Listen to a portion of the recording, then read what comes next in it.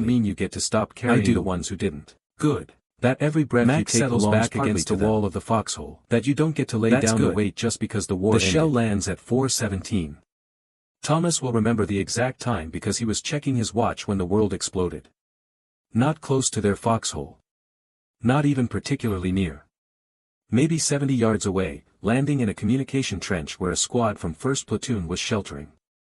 Just one shell among thousands the Germans have fired that week. Just another random throw of the dice that somehow comes up death. But Mac is standing. Why is Mac standing? Thomas will never understand why. Perhaps he heard something. Perhaps he saw movement. Perhaps his exhausted brain simply told him to do something and he obeyed. Whatever the reason, Mac is climbing out of the foxhole, exposing himself above the rim, standing in the open like a man who has forgotten that war exists. Mac. Thomas reaches for him, fingers brushing fabric. Get down. The second shell lands exactly where the first one landed, because German artillery crews are professionals who know that men will run toward casualties to help, will concentrate in areas just hit because those areas feel safer. The explosion tears through the communication trench, and Thomas sees it happen. Sees the flash. Sees Mac silhouetted against it. Sees his friend lifted and thrown backward into the foxhole like a child's toy discarded by a careless hand. Thomas catches him. Mac lands in his arms, and for just a moment Thomas thinks maybe it's not so bad, maybe the blast just knocked him down, maybe. They stay in combat for 37 days. Now owned by the fifth generation of Henleys, worked by villages with names Thomas can't pronounce. The one who came back from Iraq. Fighting that grinds forward in yards measured against casualties sits empty, preserved like a museum to a man nobody quite understood. Fresh-faced boys who arrive in the cottage's main room on a shelf by the window, sits a small carved bird. The veterans, worn Thomas smooth by decades of others who made it off the beach, Thomas never explained where he got for danger, learned to read the landscape, anyone that he found it in Mac's pocket after Mac died, which means that he carried it through the rest of the war, that he took it out every day for 69 years and held it, feeling the marks of Mac's knife, the evidence of his friend's hands and talent and humanity. Not to each other. The bird faces east, not toward replacements, toward a beach that's now a memorial park where tourists reports about photographs and guides recite statistics about heroism and sacrifice. The beach exists in their minds like a separate country, with the same rhythm it's followed for millennia, indifferent to the blood that once stained the sand, words indifferent to the men who died there and the ones who survived and spent their lives. What remains is sensation, the taste of fear, name is on the smell of cordite, the sound of men drowning in shallow water. Not far from his parents, Mac changes. The generations of Henleys who lived and died without ever leaving Pennsylvania. He stops carving birds. To someone looking at those stones, writing letters, they're just names and dates. Sits during breaks with his rifle across his knee, invisible thread staring at nothing. The weight Thomas tries once to ask if he's all right, and Mac looks at him with eyes but maybe that's appropriate. Says, we shouldn't because the real memorial isn't carved in stone. Then he gets up and walks away. It's in the thousands of men who came home and spent their lives haunted by the ones who didn't. A village called It's in the nightmares that persist decades after the last shot was fired, waiting for dawn and the next push forward. It's in the quiet moments when survivors stop and remember has been probing all night, specific voices falling in the dark depths that searching for concentrations of men. Survivors' guilt is often discussed as a disorder, sharing watch something to be treated, both of them exhausted beyond measure. Therapists offer strategies for managing stubborn refusal to die. That survival isn't a crime. Mac is talking for understanding that the guilt serves no real conversation they've had in weeks. And perhaps they're right. He's talking about Iowa, Thomas about his father's life, about how married and traveled waist high by now and how his little brother probably had to take over the morning chores. Something essential. He's talking about home like it's something that still exists, what others still waits for him, that the ones who died deserve to be carried forward. Think we'll make it. That forgetting Mac asks moving on completely, accepting survival without question, is its own kind of betrayal. Think we'll actually go home. That guilt, Thomas doesn't know what to say, is sometimes the most honest way to honor absence. Long. He never already used up all the luck any two men should ever have. But Mac is looking at him, actually looking at him for the first time in his will, and Thomas sees his friend should be sent to Iowa, underneath the 1,000-yard stare and the professional soldier exterior. The bird made it. Yeah, arrived at a farmhouse and was delivered to Mac's younger brother, 94 years old, the last person alive who remembered Joseph McCarthy as a person rather than a name. That's good. The brother wrote because back. I need to tell my old man something. Said he'd put it with the others on the kitchen windowsill. Tell him I'm sorry for all the times I complained about getting up early to milk. Said it belonged need there. Need to tell him I understand now what he was teaching me. The ones that outlived him. He pauses. The ones that still face east you toward the morning what I mean. Waiting for a man Thomas who will understands never come completely. That's the legacy. Good. Not valor, not heroism. Mac settles not back the against the wall of the foxhole. Just a small carved bird making the shell lands at 4:17 with the memory of two farm boys who survived the exact time because he was checking his watch when the world exploded, didn't, and the incomprehensible weight to their simple fact created. Not even particularly Thomas Henley's life was shaped by a single question without an answer, landing in a communication trench where he never found peace with that question was sheltering. Never just accepted the mathematics thousands the Germans have fired that never stopped feeling that he was another random throw of the dice that somehow comes that belonged to Mac. Breathing but air Mac that should have filled another man's lungs. Why is Mac standing? Maybe that was his burden Thomas to carry. Will never understand why. Maybe that was the price of survival. Perhaps he heard something. Not just living, perhaps he but saw living movement. with the knowledge that living itself Perhaps is his sometimes exhausted a theft, brain simply a told him to cosmic do error, something, a and he mathematical obeyed. impossibility that Whatever nevertheless the reason, occurred and can never Mac is be climbing unmade. out of the foxhole, The war exposing ended in himself above the rim, 1945, standing in the open like Thomas's a man who war has never forgotten that ended. war exists. It continued every Mac. morning at 4:17. Thomas every reaches night for him, every fingers moment brushing he looked fabric. in a mirror and saw a man Get who down. had no right to be there. The second shell It lands exactly continued where until the the first morning one he landed, died, because finally German releasing him artillery from a crews are sentence professionals 69 who know years that long. men will run toward casualties And perhaps to help. that's the We'll truest concentrate memorial in of all. areas just hit because those Not to the areas ones feel who safer, died, but to the ones who the survived explosion and spent their tears through the lives dying communication anyway. trench, One and day Thomas at a time, sees it happen. carrying the weight of absence, Sees the honoring flash. the dead in the only way they knew Sees how, Mac's by silhouette never against forgetting, it. never forgiving Sees themselves, his friend lifted lifted and and thrown thrown backward backward into the survival foxhole without like a acknowledging its child's toy cause. discarded by a careless Mac hand. is still dead. Thomas catches Thomas him. is now dead too. Mac lands in his The arms, war and continues for just to a echo, moment Thomas finding thinks new maybe it's generations not to so haunt, bad, new maybe the survivors blast just just knocked knocked him him down, impossible maybe. questions. The beach remains, the birds remain, the carved pine and morning light and empty spaces where people used to be. What remains is the question. Why me? Why did I survive when they didn't? What makes my life worth the cost of theirs? Thomas never found an answer. Perhaps there isn't one. Perhaps the question itself is the memorial, the testimony, the final honest accounting of what war takes and what it leaves behind. Not just bodies on a beach, but souls in farmhouses, carrying the dead forward, living borrowed time, shaped entirely by the weight of guilt that comes from the simple, incomprehensible act of survival. That weight shaped Thomas's life completely. It defined his choices, limited his world, colored every moment with the shadow of absence. It was his burden and his purpose, his prison and his memorial, the way he honored the friend who died in his arms and all the others who fell when he didn't. In the end, that's what survives. Not victory. Not defeat. Just the terrible weight of being the one who lived, and the question that weight creates, echoing forward through time, finding new voices to ask it, generation after generation, war after war, survivor after survivor, each one carrying the same incomprehensible burden. Why me? Why not them? What do I do with this life that should have been theirs? The silence offers no answer. It never has. It never will.